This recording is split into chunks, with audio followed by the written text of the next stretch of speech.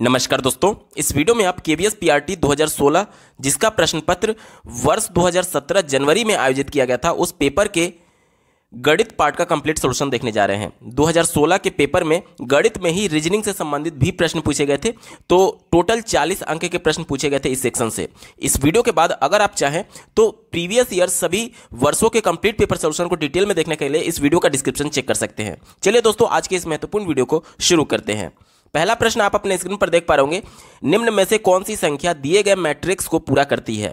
यहां पर देख सकते हैं, यहां पर 3, 5, 7 दिया गया है और यहां पर एक क्वेश्चन मार्क दिया गया है। यहीं पर क्वेश्चन मार्क पर क्या भरना है हमसे पूछा जा रहा है। ठीक है, ध्यान से देखिएगा कैसे किया गया। ये 3 को लेकर के पहले 3 का गुणा 3 में किया गया है, यहां पर 3 से गुणा है और यहां पर 4 से गुणा है। ठीक है, उसके बाद से देखिए 5 का इन्होंने क्या किया है, देखिए 3 4 हो गया। उसके बाद से 5 का इन्होंने 5 में गुणा किया है और यहां पर 6 से गुणा किया है।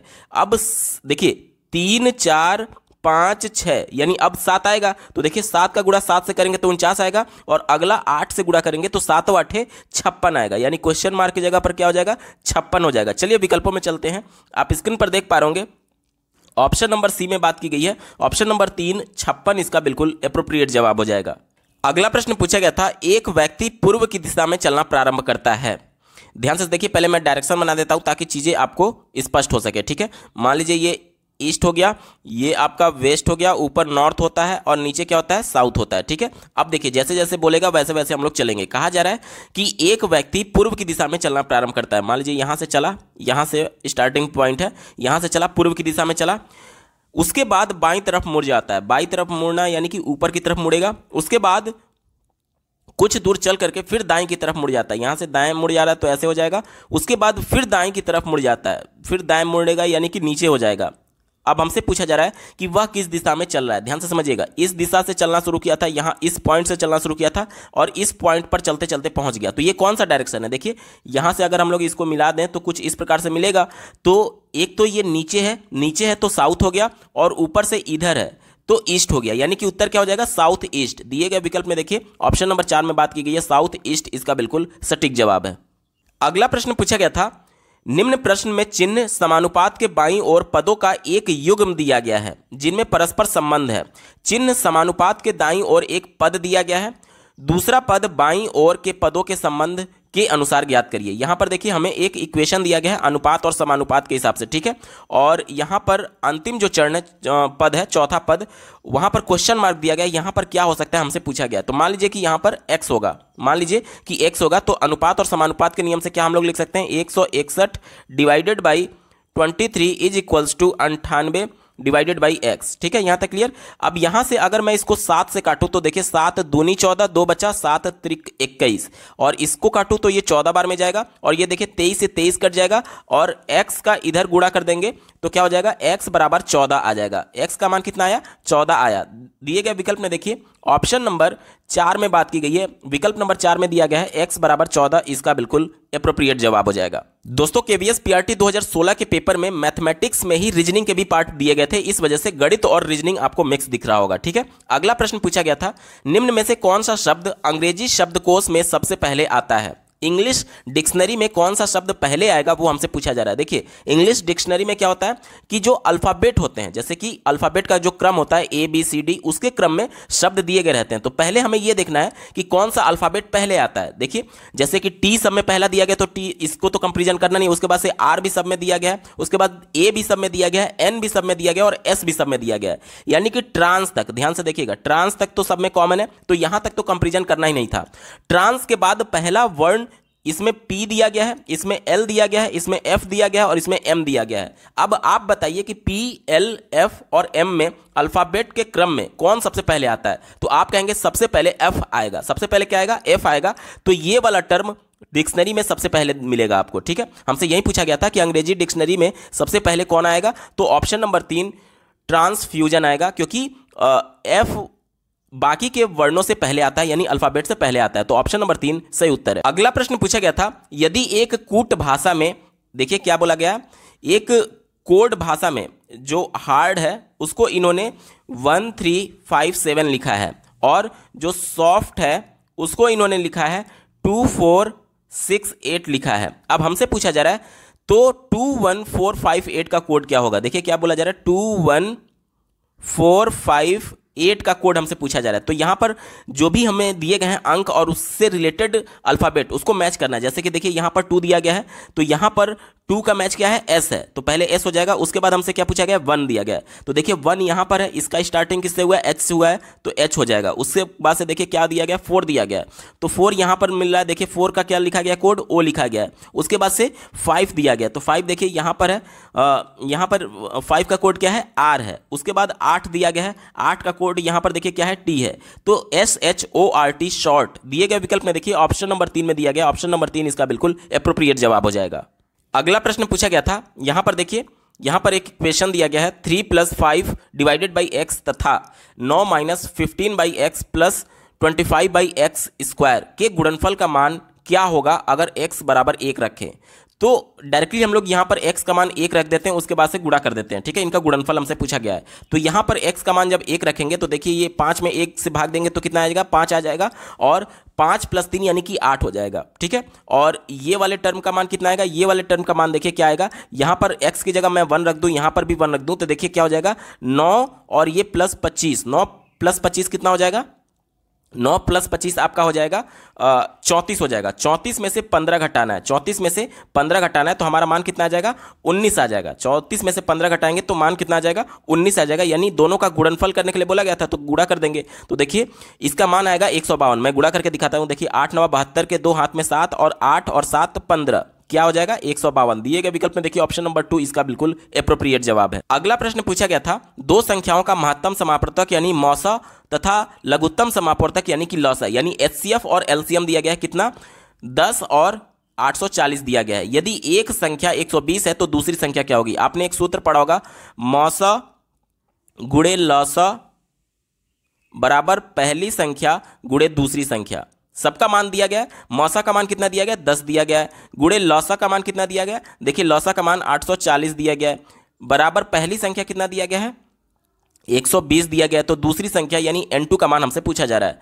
तो यहां पर देखिए 1 0 से 1 0 मैं काट देता हूं, उसके बाद से 12 से काटेंगे तो 12 × 7 = 84 यानी कि 70 आएगा। N2 का मान कितना आएगा, 70 आएगा। दिए गए विकल्प में देखिए ऑप्शन नंबर 1 इसका बिल्कुल एप्रोप्रिएट जवाब हो जाएगा। अगला प्रश्न पूछा गया था, दिया गया वेन चित्र निम्न में से किन समूहों को दर्शाने के लिए उपयुक्त है? ध्यान से देखिएगा, यहां पर एक वेन डायग्राम दिया गया है, यहां पर जो ए दिया गया है यानी कि वो बाहर वाले चित्र का रिप्रेजेंटेशन है, बी जो दिया गया है वो अंदर वाले और सी भी अंदर वाले का। तो ए जो है वो पहले वाले को रिप्रेजेंट करेगा, बी दूसरे वाले को और सी तीसरे वाले को। ठीक है, इसी को ध्यान में रख करके उत्तर ढूंढेंगे। ठीक है, चलिए चौथे विकल्प से शुरुआत करते हैं। कहा जा रहा है कि ए जो है वो वुमन है और बी जो है मदर्स है और सी जो है नर्सेज हैं। तो ए वुमन, वुमन यानी कि महिलाएं, और महिलाएं के अंदर माताएं की बात की जा रही है, तो बिल्कुल सही बात है, माता महिला ही होती है। उसके बाद से नर्स की बात की जा रही है, तो देखिए नर्स जरूरी नहीं है कि केवल महिला ही हो, नर्स जो होता है वो मेल भी होता है, जिसे हम लोग ब्रदर बोलते हैं। जैसे कि नर्स जो लेडीज नर्स होते हैं उसको हम लोग क्या बोलते हैं, उसको सिस्टर बोलते हैं, और जो मेल नर्स होते हैं उसको ब्रदर बोलते हैं। आप लोग जाएंगे सरकारी अस्पताल में या फिर प्राइवेट हॉस्पिटल में, तो वहां पर नर्स आपको वो मेल कैंडिडेट भी दिखते हैं। तो ये जरूरी नहीं है, एक हमारे समाज में इमेज बना हुआ है कि नर्स का मतलब सिर्फ औरत हो सकती है या फिर महिला हो सकती है। नहीं, नर्स मतलब कि जो डॉक्टर की सहायता करे मरीजों को सही करने में, मतलब कि डॉक्टर का एक तरीके से हेल्पर आप समझ सकते हैं। तो वहां पर महिला भी हो सकती है और पुरुष भी हो सकता है। नर्स का मतलब आप सीधे केवल महिला पर मत सोचिएगा, नर्स का मतलब मेल भी हो सकता है और फीमेल भी हो सकता है। ठीक है, तो पहला जो कह रहा था कि वुमेन, वुमेन यानी कि महिला, अब महिला के अंदर अगर केवल फीमेल नर्स की बात करता तब ये सही होता, लेकिन नर्स में मेल भी आएंगे, इस वजह से ये गलत हो गया। ठीक है, चलिए तीसरा दिया गया मेन वर्कर्स और राइटर्स। कहा जा रहा है कि ए जो है वो मेन है, मेन यानी कि आदमी हो गया, पुरुष हो गया, और इसके अंदर कार्य करने वाला दिया गया यानी वर्कर दिया गया, और राइटर यानी लेखक दिया गया। तो लेखक तो महिला भी हो सकती है, पुरुष भी हो सकता है। यानी कि जब ए हमने बाउंड कर दिया कि मेन होगा यानी कि पुरुष होगा, तो इसके अंदर महिला तो आ नहीं सकती, तो ये भी विकल्प गलत हो गया। पहला देखिए टीचर्स, स्टूडेंट एंड क्लर्क कहा जा रहा है, तो टीचर में कोई भी हो सकता है, महिला भी हो सकती है, पुरुष भी हो सकता है। स्टूडेंट्स में भी कोई भी हो सकता है, महिला भी हो सकती है, पुरुष भी हो सकता है। क्लर्क्स में भी कोई भी हो सकता है, महिला भी हो सकता है, पुरुष भी हो सकता है। ठीक है, तो यहां पर ये सही से डिफाइन नहीं कर पा रहा है, हमारा उत्तर नहीं होगा। एक ही विकल्प बचा ऑप्शन नंबर 2 देखिए, कहा जा रहा है, एक ही विकल्प बचा ऑप्शन नंबर 2 देखिए, कहा जा रहा है टीचर्स, टीचर्स यानी ए को टीचर रिप्रेजेंट किया जा रहा है। तो टीचर हमारा महिला भी हो सकती है और पुरुष भी हो सकता है। तो वहीं कहा जा रहा है, देखिए बी को मेन कहा गया है और सी को वुमन कहा गया है, यानी कि जो शिक्षक है वो महिला भी हो सकती है और पुरुष भी हो सकती है। इसीलिए दोनों इंटरसेक्ट नहीं कर रहे हैं, अलग अलग है कि क्योंकि महिला अलग है और पुरुष अलग है, लेकिन वो दोनों शिक्षक के अंतर्गत ही आएंगे। जैसे कि कोई महिला शिक्षक है तो उसको भी शिक्षक बोला जाएगा, कोई पुरुष शिक्षक है तो उसको भी शिक्षक बोला जाएगा। यानी कि ए शिक्षक को रिप्रेजेंट कर रहा है, टीचर को, बी मेन को रिप्रेजेंट कर रहा है और सी वुमन को रिप्रेजेंट कर रहा है। ऑप्शन नंबर 2 यहां पर बिल्कुल एप्रोप्रिएट जवाब हो जाएगा। अगला प्रश्न पूछा गया था, 3 ठोस घन, ध्यान दीजिएगा घन की बात की जा रही है, जिसकी तीनों भुजाएं बराबर होती हैं, जिनके किनारे यानी कि भुजाएं क्रमशः 3 सेंटीमीटर, 4 सेंटीमीटर और 5 सेंटीमीटर दिया गया है, को पिघला करके एक ठोस घन बनाया गया। यानी इन तीनों छोटे छोटे घनों को पिघला करके एक बड़ा घन बनाया गया। इस नए घन का पृष्ठीय क्षेत्रफल क्या होगा, हमसे पूछा जा रहा है। ध्यान से समझिएगा, जब मैं छोटे छोटे 3 घनों को पिघला करके एक बड़ा घन बनाऊंगा तो तीनों घनों का जो आयतन होगा वो मिला करके बड़े घन का आयतन हो जाएगा। तो पहले छोटे घन का आयतन कितना होगा, आप कहेंगे भुजा क्यू होता है, यानी कि 3 का क्यू करेंगे तो 27 हो जाएगा। दूसरे घन का आयतन कितना हो जाएगा, 4 का क्यू यानी कि 64 हो जाएगा। और तीसरे घन का क्यू कितना हो जाएगा, 5 का क्यू यानी कि 125 हो जाएगा। अब तीनों को जोड़िए, देखिए 5 4 9 9 7 16 के 6 हाथ में 1, 2 1 3 3 6 9 9 2 11 का 1 हाथ में 1 और 1 1 2 216 हो जाएगा बड़े घन का आयतन। अब बड़े घन का एक भुजा निकालना रहे तो हम लोग इसका घनमूल निकाल देंगे, क्योंकि आयतन क्या होता है, आयतन होता है भुजा क्यूब। अब जब हम लोग को भुजा निकालना है तो उसका घनमूल निकाल देंगे, तो ये 6 का घन होता है, यानी कि 6 हमारा बड़े घन का भुजा मिल गया। अब हमसे क्या पूछा जा रहा है कि नए घन का पृष्ठीय क्षेत्रफल क्या होगा। पृष्ठीय क्षेत्रफल क्या होता है, जो जैसे आप जिस कमरे में बैठे हैं, मान लीजिए कि ये इसकी सभी भुजाएं बराबर हैं, मतलब कि लंबाई चौड़ाई ऊंचाई सभी बराबर है, तो आपके सामने मतलब जो चारों दीवार हैं ये इसके पृष्ठ बोले जाएंगे, एक छत इसका पृष्ठ बोला जाएगा और एक फर्श इसका पृष्ठ बोला जाएगा। और जो भी आपके दीवार हैं उन सबका क्षेत्रफल बराबर होगा। क्यों, क्योंकि लंबाई चौड़ाई ऊंचाई बराबर है। तो अगर यहां पर देखिए एक भुजा का मान 6 आ गया, तो अगर इसमें मैं 6 से और गुणा कर देता हूं तो ये एक दीवार का क्षेत्रफल निकल जाएगा, क्योंकि लंबाई और चौड़ाई ऊंचाई सब बराबर है। तो इसका मतलब कितना आ जाएगा, 36 आ जाएगा। ये एक सतह का क्षेत्रफल हो गया। अब चूंकि 6 सतह है, देखिए आपके जिस कमरे में बैठे हैं उस कमरे में देखिए 4 दीवार है और एक छत 5 और एक फर्श 6, टोटल 6 हो गया। तो इसमें मैं 6 से गुणा कर दूंगा। अब इससे गुणा करिए तो कितना हो जाएगा, 6 6 36 के 6 हाथ में 3, 6 त्रिक 18 और 3 21 216। दिए गए विकल्प में देखिए ऑप्शन नंबर 2 216 वर्ग सेंटीमीटर इसका बिल्कुल एप्रोप्रिएट जवाब हो जाएगा। अगला प्रश्न पूछा गया था, 4 प्याले चाय तथा 7 प्याले कॉफी का मूल्य 135 रुपए है। कॉफी के 1 कप का मूल्य चाय के 1 कप के मूल्य का दुगना है। 2 प्याले चाय तथा 1 प्याले कॉफी का मूल्य क्या होगा, हमसे पूछा जा रहा है। ध्यान से समझिए क्या बोला जा रहा है, कॉफी के 1 कप का मूल्य चाय के 1 मूल्य का दुगना है। मान लीजिए कि चाय का, मैं यहां पर मान रहा हूं कि चाय के 1 कप का मूल्य मान लीजिए 100 रुपया है, तो कॉफी का कितना हो जाएगा, आप कहेंगे कि 2x हो जाएगा। क्यों, क्योंकि प्रश्न में दिया गया कि कॉफी दोगुना रेट है चाय से। ठीक है, यहां तक क्लियर। अब हमसे क्या बोला गया, यहां पर कंडीशन दिया गया 4 प्याले चाय, चाय का x था 1 कप का, तो 4 कप का कितना हो जाएगा, 4x हो जाएगा, प्लस 7 प्याले कॉफी, 1 प्याले कॉफी यानी 1 कप का मूल्य था 2x, तो 7 का कितना हो जाएगा, 14x हो जाएगा। इसका मान कितना दिया गया, 135 दिया गया है। ठीक है, इन दोनों को जोड़ेंगे तो 14 और 4 कितना हो जाएगा, 18 हो जाएगा। 18x बराबर हो जाएगा 135। यहां से जो x का मान आएगा वो आएगा 7.5। 7.5 को हम लोग क्या लिख सकते हैं, 15/2 भी लिख सकते हैं। यहां तक क्लियर। चलिए, यानी x का मान 15/2 आ गया, यानी कि चाय का मूल्य कितना है, 15/2 है और कॉफी का मूल्य कितना है, 15 रुपया हो जाएगा, क्योंकि 15/2 करेंगे या फिर 7.5 में 2 से गुणा करेंगे तो 15 आ जाएगा। यानी चाय का मूल्य 7.5 रुपया और कॉफी का मूल्य 15 रुपया। ठीक है, चलिए अब हमसे पूछा गया है 2 कप चाय और 1 कप कॉफी का मूल्य कितना हो जाएगा। तो 2 कप चाय यानी कि चाय का मूल्य 7.5 था, तो 2 से गुणा कर देंगे तो 15 हो जाएगा। और 1 कप कॉफी का मूल्य 1 कप कॉफी का मूल्य 15 था, तो 15 जोड़ देंगे तो कितना हो जाएगा, 30 रुपया हो जाएगा। दिए गए विकल्प में देखिए ऑप्शन नंबर 1 30 रुपये इसका बिल्कुल सटीक जवाब है। अगला प्रश्न पूछा गया था, दिए गए विकल्पों में से वह सही विकल्प चुनिए जो अक्षर अनुक्रम को पूरा करेगा।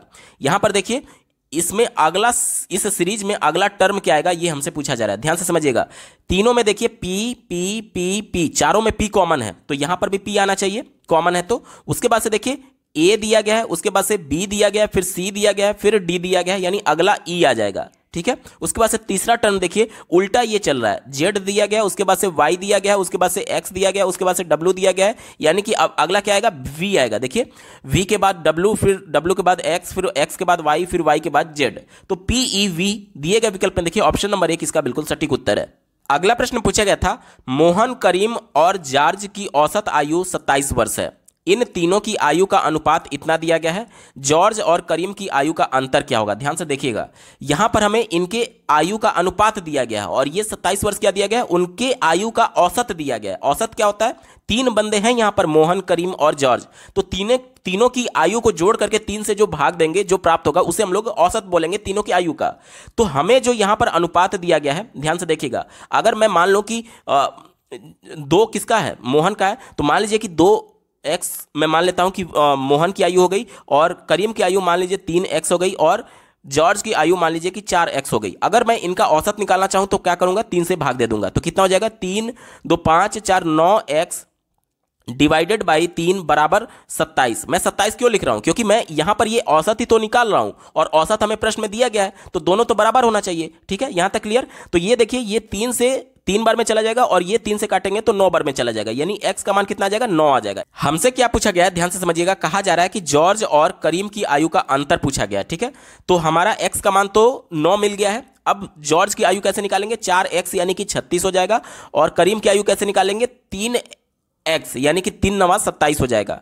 इन दोनों को हमें घटाना है क्योंकि हमसे अंतर पूछा गया है, तो 16 में से 6 जाएगा, 9 बचेगा, और ये कट जाएगा, यानी कि 9 वर्ष हमारा उत्तर आएगा। दिए गए विकल्प में देखिए ऑप्शन नंबर 2 सटीक उत्तर है। अगला प्रश्न पूछा गया था, 2 घनों के आयतन का अनुपात 1:125 है। एक घन के कुल पृष्ठीय क्षेत्रफल का दूसरे घन के कुल पृष्ठीय क्षेत्रफल से अनुपात क्या होगा। ध्यान से समझिएगा, हमें यहां पर 2 घनों का आयतन का अनुपात दिया गया है। अगर हम उनके भुजाओं का अनुपात निकाल लें तो वहां पर संपूर्ण पृष्ठीय क्षेत्रफल का अनुपात हम लोग निकाल सकते हैं। यहां तक क्लियर, ठीक है। चलिए, हमें क्या दिया गया है, 2 घनों के आयतनों का अनुपात। घन का आयतन क्या होता है, आप कहेंगे कि a क्यूब होता है। घन का आयतन क्या होता है, a क्यूब। अगर मैं यहां पर 2 घनों का आयतन का अनुपात निकाल लूं तो a cube divided by a2 cube हो जाएगा, जहां पर a पहले घन का भुजा है और a2 दूसरे घन की भुजा है। ठीक है, इनका अनुपात कितना दिया गया है, 1:125 दिया गया है। यहां तक क्लियर। अब यहां पर घन को मैं ऐसे लिख सकता हूं, a1 बटे a2 का होल क्यूब बराबर 125 लिख सकता हूं। अब यहां पर ये घन था तो इधर जाएगा तो ये घनमूल में बदल जाएगा, और ये यहां से हट जाएगा तो ये घनमूल हो जाएगा, यानी a1 बटे a2 का मान कितना आ जाएगा, 1/125 का घनमूल निकालेंगे तो 1/5 आ जाएगा। यहां तक क्लियर, 1/5 आ जाएगा। अब देखिए, हमसे क्या बोला गया है कि पहले घन का पृष्ठीय क्षेत्रफल और दूसरे घन के पृष्ठीय क्षेत्रफल का अनुपात। पृष्ठीय क्षेत्रफल क्या होता है, जिस कमरे में आप बैठे हुए हैं, मान लीजिए कि ये कमरा एक घन है, यानी इसकी लंबाई चौड़ाई ऊंचाई सब बराबर है, तो उस कंडीशन में आपका जो छत है, आपके जो चारों दीवार है और आपका जो फर्श है, सबका क्षेत्रफल बराबर हो जाएगा। क्यों बराबर होगा, क्योंकि लंबाई चौड़ाई ऊंचाई सबका समान है। ठीक है, इस वजह से बराबर हो जाएगा। तो संपूर्ण पृष्ठीय क्षेत्रफल का मतलब कि आपके चारों दीवारों का क्षेत्रफल प्लस छत का क्षेत्रफल प्लस फर्श का क्षेत्रफल, चूंकि सभी का क्षेत्रफल बराबर है, इसलिए 1 का क्षेत्रफल निकाल करके मैं उसमें 6 से गुणा कर दूंगा, यानी कि 6a1 स्क्वायर हो जाएगा पहले का, डिवाइडेड बाई 6a2 स्क्वायर हो जाएगा दूसरे का। ठीक है, अब देखिए 6 से 6 कट जाएगा, और उसके बाद से a1 बटे a2 का मान हमारा कितना आया था, वो आया था 1/5 आया था। अब इसका स्क्वायर मैं कर दूंगा तो कितना आ जाएगा, 1/25 आ जाएगा। तो यानी हमारा अनुपात क्या बनेगा, 1:25 बनेगा। दिए गए विकल्प में देखिए ऑप्शन नंबर 1 में बात की गई है, ऑप्शन नंबर 1 इसका बिल्कुल एप्रोप्रिएट जवाब है। अगला प्रश्न पूछा गया था, किन 2 सतत पूर्णांकों के मध्य √113 का मान आता है। ध्यान से समझिएगा, पूछा जा रहा है कि √113 का जो वैल्यू होगा वो इनमें से किसके बीच में होगा। ध्यान से समझिएगा, अगर हम लोग 100 इसको मानते तो 100 का अंडर रूट कितना आता, 10 आता, और अगर 121 होता तो इसका अंडर रूट कितना आता, 11 आता, क्योंकि 11 का वर्ग कितना होता है, 121 होता है। यानी कि या तो इसकी वैल्यू 10 और 11 के बीच में आएगी, क्योंकि 10 का जब वर्ग करेंगे तो 100 के बराबर आता है, और 11 का वर्ग करेंगे तो 121 के बराबर आता है, और जो 113 है वह 100 और 121 के बीच में ही है, यानी कि इनका जो वैल्यू आएगा, यानी इसका जो वर्गमूल आएगा वो 10 और 11 के बीच में आएगा। दिए गए विकल्प में देखिए ऑप्शन नंबर 1 बिल्कुल सटीक जवाब है। अगला प्रश्न पूछा गया था, एक व्यक्ति अपनी पत्नी से 6 वर्ष बड़ा है। पत्नी की आयु अपनी बेटी की आयु की 3 गुनी है। बेटी की वर्तमान आयु 9 वर्ष है। व्यक्ति की आयु अपनी बेटी के जन्म के समय क्या थी। ध्यान से समझिएगा, सबसे पहले तो हमें ये बेटी की वर्तमान आयु दिया गया है, इसी को लेकर के चलेंगे। बेटी की वर्तमान आयु कितना दिया गया है? बेटी की वर्तमान आयु दिया गया है 9 वर्ष, और ये कहा जा रहा है कि पत्नी की आयु अपनी बेटी की आयु की 3 गुनी है। तो पत्नी का एज कितना हो जाएगा? पत्नी का एज हो जाएगा इसका 3 गुना, यानी 27 साल हो जाएगा। और कहा क्या जा रहा है कि व्यक्ति अपनी पत्नी से 6 वर्ष बड़ा है, यानी कि पति का एज कितना हो जाएगा? इससे 27 से 6 साल और बड़ा, यानी कि 33 साल का हो जाएगा। अब हमसे यह पूछा जा रहा है कि व्यक्ति की आयु अपनी बेटी के जन्म के समय क्या थी? अभी बेटी का एज कितना है? 9 साल है।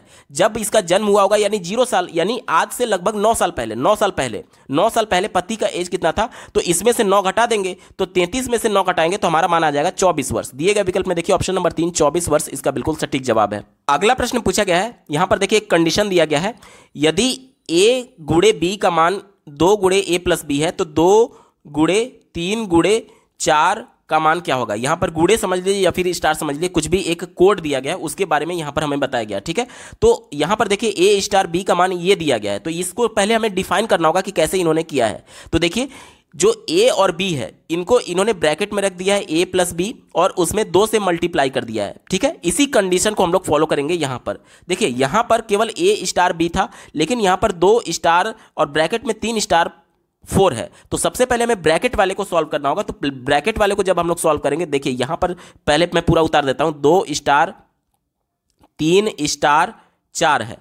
तो पहले मैं इतने वाले को सॉल्व करता हूं इस नियम से, तो क्या हो जाएगा? देखिए 2 को बाहर ही रखते हैं और एक बड़ा सा ब्रैकेट लगाते हैं। अब यहां पर देखिए इसको हम लोग क्या से लिख सकते हैं? यहां पर लिख सकते हैं 2 और गुणे a का मान कितना है? 3 है तो मैं 3 लिख दूंगा, और b का मान कितना है? 4 है तो मैं प्लस करके 4 कर दूंगा। 3 में 4 जोड़ेंगे तो इसका मान आएगा 7, 7 गुणे 2 यानी कि 14। अब हमारा मान क्या हो जाएगा? 2 स्टार 14 हो जाएगा। अब फिर से ये वाला फॉलो कराइए, तो 2 बाहर हो जाएगा और ब्रैकेट में क्या हो जाएगा? a का मान यहां पर 2 दिया गया तो 2, और प्लस b का मान यहां पर 14 दिया गया तो प्लस 14, 14 प्लस 2 यानी 16, 16 गुणे 2 यानी कि 32। दिए गए विकल्प में देखिए ऑप्शन नंबर 2 32 इसका बिल्कुल सटीक जवाब है। अगला प्रश्न पूछा गया था, एक परीक्षा में कुछ प्रश्न 2 अंकों के तथा कुछ प्रश्न 4 अंकों के थे। ठीक है, कहा यह जा रहा है कि एक छात्र ने 15 प्रश्न ठीक हल करके टोटल 40 अंक प्राप्त किए। उस छात्र ने 2 अंकों वाले कितने प्रश्न हल किए थे? यह हमसे पूछा जा रहा है। ध्यान से समझिएगा, एक पेपर हुआ जिसमें कुछ प्रश्न 2 अंक के हैं और कुछ प्रश्न 4 अंक के हैं। एक बच्चा था जो कि 15 प्रश्नों को ठीक ठीक हल किया था, और इस 15 प्रश्नों को हल करने के लिए उसको 40 अंक मिले थे। अब हमसे यह प्रश्न पूछा जा रहा है कि 2 अंक वाले कितने प्रश्न उसने ठीक किए थे। मान लीजिए कि 2 अंक वाले वो x प्रश्नों को ठीक से हल किया था। ठीक है, तो x प्रश्न 2 अंक वाले थे जो कि सही से उसने हल किया था, तो इसका टोटल मार्क्स निकालने के लिए मैं 2 से गुणा कर दे रहा हूं, क्योंकि ये प्रत्येक प्रश्न 2 अंक का था, यानी टोटल मार्क 2 गुणे x हो जाएगा। प्लस टोटल प्रश्न उसने कितने हल किए थे? 15 हल किए थे, जिसमें से x प्रश्न उसने 2 अंक वाले, और बाकी के जो प्रश्न बचे यानी 15 में से x घटा देंगे तो कितना बचेगा? 15 माइनस x। ये कितने अंक के प्रश्न थे? 4 अंक के, तो मैं 4 से गुणा कर दे रहा हूं, और इन दोनों को जोड़ेंगे तो टोटल मार्क्स उसको कितना मिला था? 40 मिला था। यहां तक क्लियर? चलिए इसको सॉल्व करिए, क्या हो जाएगा? 2x plus 60 minus 4x is equal to 40। 40 को इधर लाइए तो इधर बचेगा आपका 60 में से 40 जाएगा तो बचेगा 20। यहां कितना बचेगा? 20, और इसको इधर ले जाएंगे तो ये 4x प्लस में हो जाएगा, और ये इधर जाकर के माइनस हो जाएगा, यानी 4 में से 2x घटाएंगे तो बचेगा 2x बराबर 2x बराबर 20 हो जाएगा। तो x का मान हमारा कितना आ जाएगा? x का मान हमारा 10 आ जाएगा। x हमने क्या मान करके चले थे? x हम ये मान करके चले थे कि 2 अंक वाले सही प्रश्नों की संख्या। वहीं तो हमसे पूछा जा रहा है कि 2 अंकों वाले कुल कितने प्रश्न सही किए थे, तो हमारा उत्तर x का मान कितना आया था? 10 आया था। तो दिए गए विकल्प में देखिए ऑप्शन नंबर 4 10 इसका बिल्कुल एप्रोप्रिएट जवाब हो जाएगा। अगला प्रश्न पूछा गया था, किसी महीने में 5 शनिवार है, महीने का अंतिम दिन भी शनिवार है, महीना 31 दिन का है, तो तीसरा शनिवार उस महीने के किस तारीख को होगा? देखिए 31 तारीख को शनिवार बोला गया है, और 31 से प्रत्येक 7 दिन पहले शनिवार पड़ेगा। ठीक है, 31 से 7 दिन पहले क्या पड़ेगा? 24 पड़ेगा। 24 से 7 दिन पहले क्या पड़ेगा? 24 से 7 दिन पहले 17 पड़ेगा। 17 से 7 दिन पहले 10 पड़ेगा, और 10 से 7 दिन पहले 3 पड़ेगा। यानी कि देखिए 1 2 3 4 5 टोटल 5 शनिवार हो गए। हमसे तीसरा शनिवार पूछा गया था। देखिए तीसरा शनिवार उस महीने में किस तारीख को पड़ेगा? तो देखिए ये पहला हो गया, ये दूसरा हो गया, और ये तीसरा हो गया। तीसरा शनिवार किस दिन को पड़ेगा? किस तारीख को पड़ेगा? 17 तारीख को। दिए गए विकल्प में देखिए ऑप्शन नंबर 4 इसका बिल्कुल एप्रोप्रिएट जवाब है। अगला प्रश्न पूछा गया था, एक लाइन में खड़े 37 लोगों में ए तथा बी के ऊपर से क्रमशः 10वां और 16वां स्थान है, उन दोनों के नीचे से कौन से स्थान होंगे। ध्यान से समझिएगा, यहाँ पर एक लाइन में लोग खड़े हैं, मान लीजिए ये टोटल 37 लोग हैं, क्योंकि टोटल 37 लोगों की बात की गई है। मान लीजिए ए का स्थान ऊपर से यहाँ पर है और इसका 10वां स्थान है, और मान लीजिए बी यहाँ पर है, इसका 16वां स्थान है ऊपर से। तो हमसे ये पूछा जा रहा है कि ए का नीचे से और बी का भी नीचे से क्रमशः स्थान क्या होगा। देखिए, अगर एक सीरीज दी गई है तो ऊपर से स्थान प्लस नीचे से स्थान माइनस वर्ग कर देंगे तो टोटल लोगों की संख्या हमें प्राप्त हो जाती है। ए के बारे में अगर हम लोग देखें नीचे से स्थान निकालने के लिए, तो हम लोग सूत्र अभी हम लोग क्या नहीं देखें, ए का ऊपर से स्थान कितना दिया गया है, 10 दिया गया है, प्लस बी का नीचे से स्थान हमें निकालना है। तो मान लीजिए मैं इसको x मान लेता हूं, और -1 इज इक्वल टू टोटल लोगों की संख्या। टोटल लोग कितने हैं, 37 हैं। x का मान क्या था, a का नीचे से स्थान, वही हमें निकालना है। तो देखिए 10 में से 1 घटेगा तो 9 बचेगा, और 9 इधर जाकर के माइनस हो जाएगा, यानी x का मान क्या आ जाएगा, 28 आ जाएगा। यानी a का नीचे से स्थान क्या हो जाएगा, a का नीचे से स्थान 28वां हो जाएगा। इसी प्रकार से b का देखें तो b का 16 दिया गया है, तो फिर से रखते हैं। देखिए बी का ऊपर से स्थान 16 प्लस नीचे से स्थान मैं मान लेता हूं x है, और -1 इज इक्वल टू 37 आना चाहिए। अब 16 में से 1 घटाएंगे तो आपका बचेगा 15 उधर जाकर के माइनस होगा, यानी x का मान आ जाएगा 22, यानी कि जो b है उसका नीचे से स्थान क्या हो जाएगा, 22 हो जाएगा। यही हमसे प्रश्न पूछा गया था कि उन दोनों का नीचे से कौन सा स्थान होगा, तो a का 28 और b का 22। दिए गए विकल्प में देखिए ऑप्शन नंबर 1 इसका बिल्कुल एप्रोप्रिएट जवाब हो जाएगा।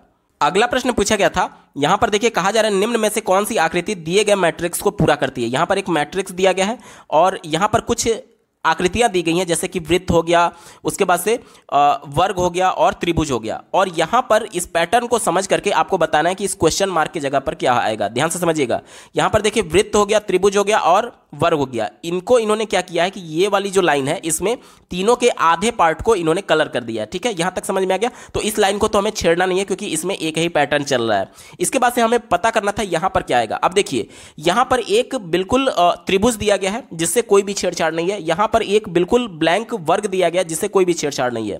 और इसके साथ ही साथ आपको यह समझना होगा कि यहां पर भी एक वृत्त दिया गया है जिससे कोई भी छेड़छाड़ नहीं है। ठीक है, अब इन्होंने क्या किया है कि यहां पर एक वर्ग दिया है जिसके अंदर एक डॉट बना हुआ है, यहां पर एक वृत्त दिया है जिसके अंदर एक डॉट बना हुआ है। यानी कि ध्यान से समझिए, एक वृत्त के आधे पार्ट को कलर किया गया, एक त्रिभुज के आधे पार्ट को कलर किया गया, एक वर्ग के आधे पार्ट को कलर किया गया है। उसी प्रकार से एक पूरा ब्लैंक त्रिभुज है, एक पूरा ब्लैंक वर्ग है, एक पूरा ब्लैंक वृत्त है।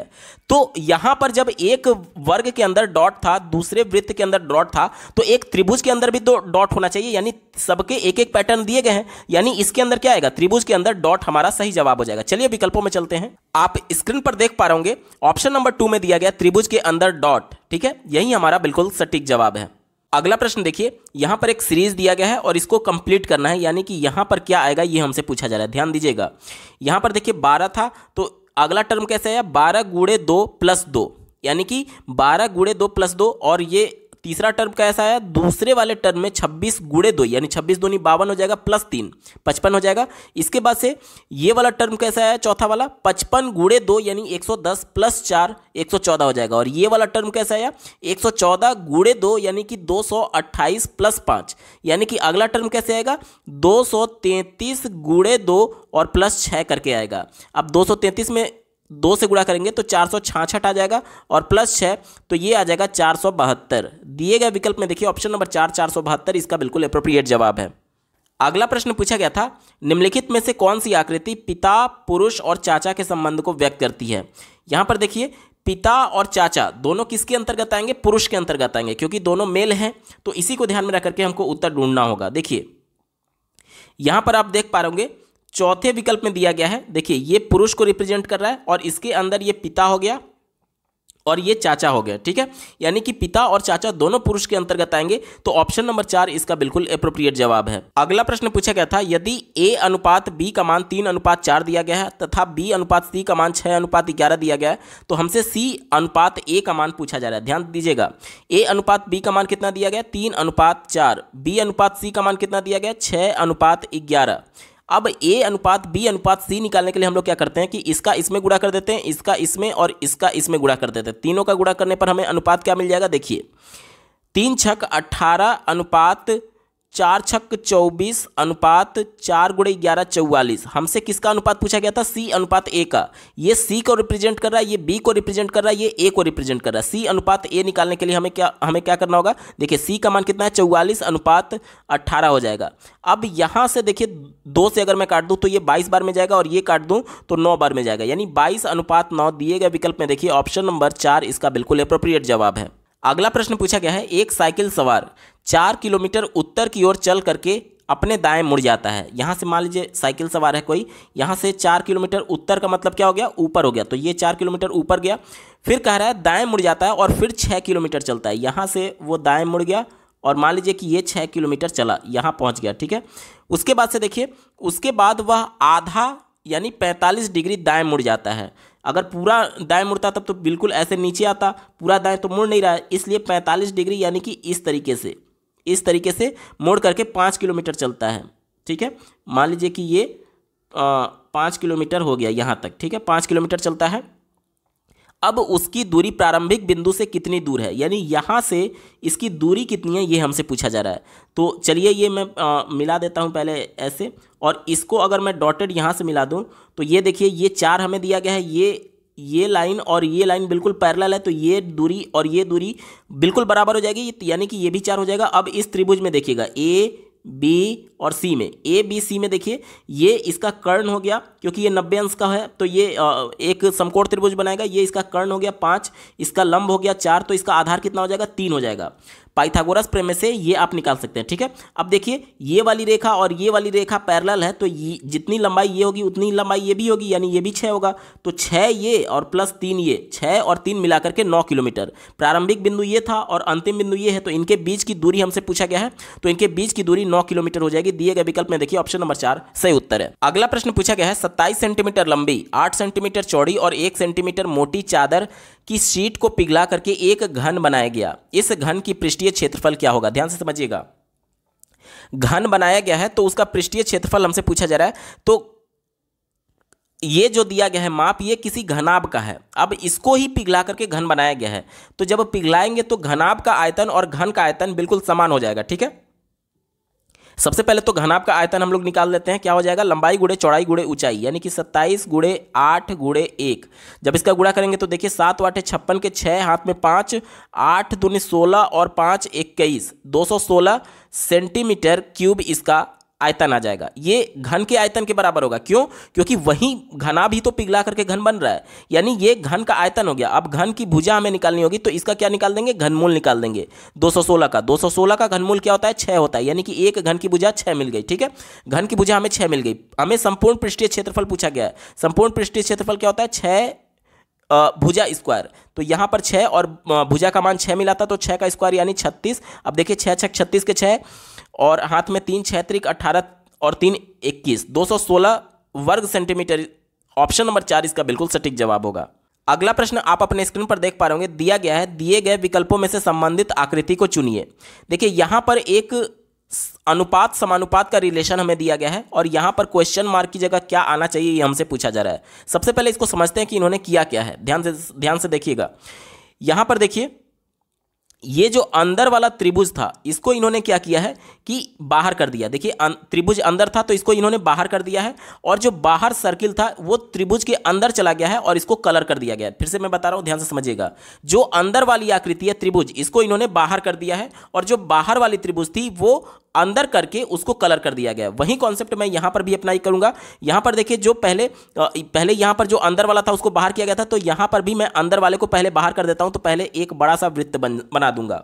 उसके बाद से क्या किया गया है, उसके बाद से देखिए जो अंदर त्रिभुज था उसको बाहर करके फिर जो बाहर था यानी जो वर्ग था उसको अंदर ला करके कलर कर दिया गया। तो यहां पर बाहर त्रिभुज है तो त्रिभुज को मैं एज इट इज अंदर ला दूंगा और इसको क्या कर दूंगा? कलर कर दूंगा। तो ये वाली आकृति हमारा उत्तर हो जाएगा। अब चलिए विकल्पों में चलते हैं। दिए गए विकल्प में देखिए ऑप्शन नंबर 4 में बात की गई है, विकल्प नंबर 4 इसका बिल्कुल एप्रोप्रिएट जवाब हो जाएगा। अगला प्रश्न पूछा गया है, दो घनों के आयतनों का अनुपात 1:8 दिया गया है। एक घन का कुल पृष्ठीय क्षेत्रफल का दूसरे घन के कुल पृष्ठीय क्षेत्रफल से अनुपात क्या होगा? देखिए घन का आयतन का अनुपात हमें दिया गया है, यानी कि मान लीजिए एक घन का आयतन V1 है और दूसरे का अनुपात V2 है, तो इसका अनुपात हमें क्या दिया गया है? 1:8। अब आयतन क्या होता है, आप कहेंगे कि भुजा क्यूब होता है, यानी A1 डिवाइडेड बाई A2 का होल क्यूब बराबर 1:8 दिया गया, यानी कि इनकी भुजाओं का अनुपात A1 अनुपात A2 हमें कितना मिल जाएगा, ये इधर आकर के घनमूल हो जाएगा, यानी 1/2 हो जाएगा। यहाँ तक क्लियर? ठीक है। अब हमें A1 डिवाइडेड बाई A2 का अनुपात मिल गया 1:2। अब दोनों पक्षों का मैं स्क्वायर कर दे रहा हूँ, दोनों पक्षों का मैं स्क्वायर कर दूंगा तो क्या हो जाएगा, ये स्क्वायर हो जाएगा और इधर भी स्क्वायर हो जाएगा। तो ये क्या हो जाएगा, A1 square divided by A2 square बराबर 1/4 हो जाएगा। अब दोनों पक्षों में अंश और हर में मैं 6 से गुणा कर दे रहा हूँ, कोई प्रभाव पड़ेगा? नहीं पड़ेगा। क्यों नहीं पड़ेगा? क्योंकि आपका वो कट जाता है, ऊपर से ऊपर कट जाएगा तो कोई प्रभाव तो पड़ेगा नहीं। तो अब देखिए ये इससे कट गया और ये गुणा करने से फायदा क्या हो गया, देखिए ये 6A स्क्वायर ये क्या होता है, ये संपूर्ण पृष्ठीय क्षेत्रफल का अनुपात होता है। वहीं तो हमसे पूछा गया है कि पहले घन का और दूसरे घन का संपूर्ण पृष्ठीय क्षेत्रफल का अनुपात क्या होगा। तो 6A1 स्क्वायर पहले का संपूर्ण पृष्ठीय क्षेत्रफल है और 6A2 स्क्वायर दूसरे का संपूर्ण पृष्ठीय क्षेत्रफल है, तो इसका अनुपात क्या आएगा, 1:4 आएगा। दिए गए विकल्प में देखिए ऑप्शन नंबर 2 इसका बिल्कुल एप्रोप्रिएट जवाब हो जाएगा। अगला प्रश्न पूछा गया था, उस आकृति को चुनिए जो अन्य 3 से भिन्न है, यानी कि इन सभी आकृतियों में कौन सा अलग है वो हमसे पूछा जा रहा है। चौथे आकृति को देखिए, ये जो एरो बना हुआ है, ध्यान से देखिएगा, एरो बना हुआ है, ये किस तरफ चल रहा है, ये ऐसे चल रहा है, यानी कि एंटी क्लॉकवाइज। ठीक है। तीसरे फिगर में देखिए, ये भी एरो ऐसे बना हुआ है, यानी ये भी कैसे चल रहा है, एंटी क्लॉकवाइज चल रहा है। ठीक है। और दूसरे फिगर में देखिए एरो ऐसे बना हुआ है, यानी ये भी एंटी क्लॉकवाइज चल रहा है। ये दूसरा, तीसरा और चौथा एंटी क्लॉकवाइज चल रहा था। चलिए अब पहले फिगर पे चलते हैं। स्क्रीन पर आप पहला इमेज देख पा रहे होंगे। यहां पर देखिए ये फिगर कैसे चल रहा है, ऐसे करके चल रहा है, ऐसे। ये क्या हो गया, ये क्लॉकवाइज चल रहा है। देखिए ऐसे करके पूरा ऐसे ये क्लॉकवाइज चल रहा है। बाकी के 3 फिगर में एंटी क्लॉकवाइज चल रहा था और यही एक फिगर है जिसमें क्लॉकवाइज चल रहा है। तो ऑप्शन नंबर 1 इसका बिल्कुल एप्रोप्रिएट जवाब हो जाएगा। अगला प्रश्न पूछा गया था, 2 संख्याओं का महत्तम समापवर्तक यानी कि HCF मौसा दिया गया है और लौसा दिया गया यानी कि लघुत्तम समापवर्तक LCM दिया गया है, जिनका मान क्रमशः 20 और 240 दिया गया है। एक संख्या 60 है तो दूसरी संख्या क्या होगी। आपने फॉर्मूला पढ़ा होगा LCM गुणे HCF, यानी कि 20 गुणे 240 बराबर पहली संख्या जिसका मान 60 दिया गया है गुणे दूसरी संख्या। तो देखिए 60 से अगर मैं इसको काटूं तो कितनी बार में जाएगा, 4 बार में जाएगा। तो N2 का मान 20 गुणे 4 यानी कि 80 आ जाएगा। दिए गए विकल्प में देखिए ऑप्शन नंबर 3 इसका बिल्कुल एप्रोप्रिएट जवाब हो जाएगा। अगला प्रश्न पूछा गया था, एक आयत की 2 संलग्न भुजाएं दी गई हैं। संलग्न भुजा यानी कि आयत की संलग्न भुजा क्या होता है, ध्यान से देखिएगा। एक तो भुजा ये होगा और दूसरी संलग्न भुजा ये हो जाएगा। अब इसके संलग्न ये नहीं माना जाएगा, ये सम्मुख बोला जाता है। एक भुजा अगर दूसरे से जुड़ी हुई है डायरेक्टली, जैसे देखिए ये भुजा इससे जुड़ी हुई है, तो ये दोनों संलग्न भुजा बोली जाएंगी। यानी कि जो हमें 2 संलग्न भुजाओं का मान दिया गया है, इसमें से एक लंबाई है और एक चौड़ाई है, क्योंकि आयत में एक लंबाई एक चौड़ाई ही तो होता है। तो हमें लंबाई और चौड़ाई दिया गया है, कुछ भी आप मान सकते हैं, इसमें से कोई भी लंबाई कोई भी चौड़ाई कोई भी प्रभाव नहीं पड़ेगा। ठीक है। हमसे पूछा जा रहा है कि इस आयत का परिमाप क्या होगा। तो आयत का परिमाप हम लोग जानते हैं 2 गुणे लंबाई धन चौड़ाई होता है। लंबाई मैं इसे मान ले रहा हूं और चौड़ाई मैं इसे मान ले रहा हूं। ठीक है। यानी कि इन दोनों को जोड़ करके 2 से गुणा कर देना है। ठीक है। तो देखिए दोनों को जोड़ेंगे तो क्या हो जाएगा, यहां पर देखिए ये 3A square plus 2A square मिलकर के 5A स्क्वायर हो जाएगा। यहां तक क्लियर। उसके बाद से देखिए प्लस B स्क्वायर ये हो जाएगा और माइनस का 6AB ये हो जाएगा। अब 2 का जब हम लोग मल्टीप्लाई कर देंगे तो क्या हो जाएगा, ध्यान से देखिएगा, 10A स्क्वायर और उसके बाद से माइनस यहाँ पर मैं गुणा कर रहा हूँ तो ये हो जाएगा 12AB और प्लस का 2B स्क्वायर। दिए गए विकल्प में देखिए ऑप्शन नंबर 4 में इसी की बात की गई है, 10A square minus 12AB plus 2B square इसका बिल्कुल एप्रोप्रिएट जवाब हो जाएगा। अगला प्रश्न पूछा गया था, एक त्रिभुज की 2 भुजाएं, एक भुजा ये दिया गया है और एक भुजा ये दिया गया है और कहा जा रहा है कि इसका परिमाप इतना है, तो इसकी तृतीय भुजा क्या होगी। तो देखिए त्रिभुज का परिमाप क्या होता है, इसके सभी भुजाओं को जोड़ करके जो मान आएगा वहीं उसका परिमाप होता है। तो 2 भुजाओं का माप तो हमें दिया गया है, यानी कि ये और ये, इन दोनों को जोड़ दिया जाए और इसके टोटल परिमाप में से अगर इन दोनों भुजाओं को जोड़ करके घटाएंगे तो हमें तीसरी भुजा का माप मिल जाएगा। यानी कि इसको और इसको जोड़ करके इसमें से घटाना है। चलिए जोड़ते हैं फिर घटाते हैं। पहले इसको और इसको जोड़ेंगे तो देखिए क्या मिलेगा, यहां पर है P स्क्वायर और यहां पर है 3P स्क्वायर, दोनों मिलकर के क्या हो जाएगा 4P स्क्वायर हो जाएगा। और यहां पर देखिए माइनस का 5P है और यहां पर माइनस का 2P है, तो क्या हो जाएगा माइनस का 7P हो जाएगा। और यहां पर 3 है और ये 1 है तो ये मिलकर के 4 हो जाएगा। अब इसमें से इसको घटाना है तो घटाइए। देखिए 6P स्क्वायर में से 4P स्क्वायर घटेगा तो बचेगा आपका 2P स्क्वायर और उसके बाद से माइनस का 4p और ये जब घटाएंगे तो नीचे ये प्लस हो जाएगा, तो 7 में से 4p घट जाएगा तो आपका बचेगा प्लस का 3p, और 9 में से यहाँ पर भी माइनस हो जाएगा तो 9 में से 4 घटेगा तो बचेगा 5, यानी कि 2p² प्लस 3p प्लस 5। देखिए 2p² plus 3p plus 5, option number 2 इसका बिल्कुल एप्रोप्रिएट जवाब है। अगला प्रश्न पूछा गया था, उस संख्या को चुनिए जो अन्य 3 से भिन्न है। यहाँ पर देखिए 63 की बात की जाए, 9 की बात की जाए और 28 की बात की जाए तो ये सभी संख्याएं भाज्य हैं। भाज्य संख्या किसे कहते हैं? वो संख्याएं जो स्वयं के अलावा किसी दूसरे नंबर से भी विभाजित हो जाती हैं उसे भाज्य संख्या कहते हैं। लेकिन अगर ऑप्शन नंबर 2 की बात करें तो ये एक अभाज्य संख्या है। अभाज्य संख्या किसे कहते हैं? जो सिर्फ स्वयं से ही विभाजित होती है उसे अभाज्य संख्या कहते हैं। तो ऑप्शन नंबर 2 एक अभाज्य संख्या है और यही इसका सटीक जवाब हो जाएगा, क्योंकि ये बाकियों से भिन्न है। ऑप्शन नंबर 2 सही उत्तर है। अगला प्रश्न पूछा गया था, दिए गए विकल्पों में से वह सही विकल्प चुनिए जो संख्या अनुक्रम को पूरा करेगा। ध्यान से समझिएगा, यहां पर पहले एक संख्या इन्होंने लिखा है, उसके बाद से देखिए 2 संख्या आई है, फिर 1 आ गया है, फिर 2 संख्या आई है, यानी यहां पर भी 1 रिपीट होना चाहिए। ठीक है, और देखिए पैटर्न कैसे चलेगा। पहले जो संख्या आई थी 2 का, यहां पर इन्होंने स्क्वायर करके 4 लिख दिया है, 3 का स्क्वायर करके यहां पर इन्होंने 9 लिख दिया है। अब देखिए, अब इसी का इन्होंने क्या किया है कि 2 का क्यूब करके 8 लिख दिया है और 3 का क्यूब करके 27 लिख दिया है, यानी कि यहां पर 1 है, यहां पर 1 है, तो यहां पर भी 1 होना चाहिए, तभी पैटर्न पूरा होगा। तो हमारा उत्तर क्या हो जाएगा? दिए गए विकल्प में देखिए ऑप्शन नंबर 2 में बात की गई 1 इसका बिल्कुल सटीक उत्तर है। अगला प्रश्न पूछा गया था, अंग्रेजी अक्षरों ATRS का प्रयोग करके कितने सार्थक शब्द बनाए जा सकते हैं यदि एक अक्षर का प्रयोग एक ही बार हो? तो यहां पर जो अल्फाबेट हमें दिए गए हैं ATRS, इसका प्रयोग करके देखिए कौन कौन से शब्द बनेंगे। पहले तो बन जाएगा आर्ट्स, ARTS, आर्ट्स हो जाएगा। उसके बाद से दूसरा बन जाएगा स्टार, STAR बन जाएगा, और तीसरा बन जाएगा रैट्स, RATS। 3 सार्थक शब्द बनेंगे। तो हमारा उत्तर क्या हो जाएगा? ऑप्शन नंबर 3 सही उत्तर है। अगला प्रश्न पूछा गया था, एक त्रिभुज के 2 कोणों का अनुपात 1:2 दिया गया है। त्रिभुज का तृतीय कोण उन 2 कोणों के योग के समान है। तो त्रिभुज का तृतीय कोण क्या होगा? ध्यान से समझिएगा। मान लीजिए कि ये एक त्रिभुज है, तो इसमें ये और ये इन दोनों के कोणों का योग, मान लीजिए ये x है तो ये 2x दिया गया, तभी तो 1:2 हुआ। और ये कहा जा रहा है कि इसका और इसका जो योग है वो तीसरे के बराबर है, यानी ये 3x हो जाएगा। तो अब हमसे पूछा जा रहा है कि तीसरा कोण यानी इसका मान क्या होगा? ध्यान से समझिएगा, एक त्रिभुज के तीनों अंतः कोणों का योग कितना होता है? 180 अंश होता है। तो तीनों को जोड़ेंगे तो 3 2 5 और एक 6x बराबर क्या हो जाएगा? 180 अंश हो जाएगा। यानी x का मान क्या मिल गया? x का मान 30 मिल गया। हमें तीसरे कोण का मान पूछा गया था, तो 30 × 3 यानी कि 90 अंश आ जाएगा। तीसरे कोण का मान कितना हो जाएगा? 90 अंश। दिए गए विकल्प में देखिए ऑप्शन नंबर 4 सही उत्तर है। अगला प्रश्न पूछा गया था, दी गई आकृति में कितने त्रिभुज हैं? इस आकृति में त्रिभुजों की संख्या हमसे पूछी जा रही है, कुल त्रिभुजों की संख्या। तो इसकी कुल त्रिभुजों की संख्या निकालने के लिए इसका फॉर्मूला हो जाता है 1n, जहां पर n जो है वो इकाई का अंक है और 1 जो है वो दहाई का अंक है। ठीक है, देखिए n कैसे निकालेंगे? जैसे कि यहां पर देखिए कुल त्रिभुजों की संख्या, एक त्रिभुज ये आपका हो गया तो ये 1 हो जाएगा, दूसरा त्रिभुज ये हो गया, ये 2 हो जाएगा, ये तीसरा त्रिभुज हो गया, ये चौथा त्रिभुज हो गया, ये 5वां त्रिभुज हो गया और ये 6ठा त्रिभुज हो गया।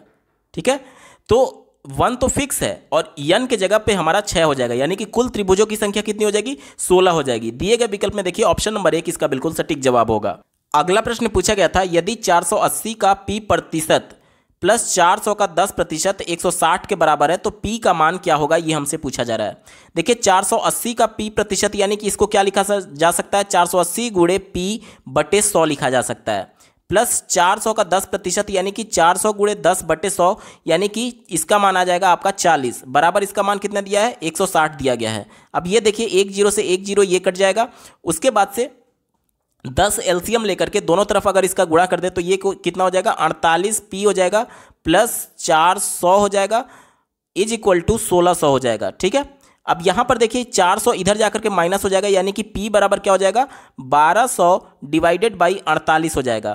1200 में 48 से भाग देंगे तो इसका मान आ जाएगा 25। दिए गए विकल्प में देखिए ऑप्शन नंबर 2 में बात की गई है, विकल्प नंबर 2 25 इसका बिल्कुल एप्रोप्रिएट जवाब हो जाएगा।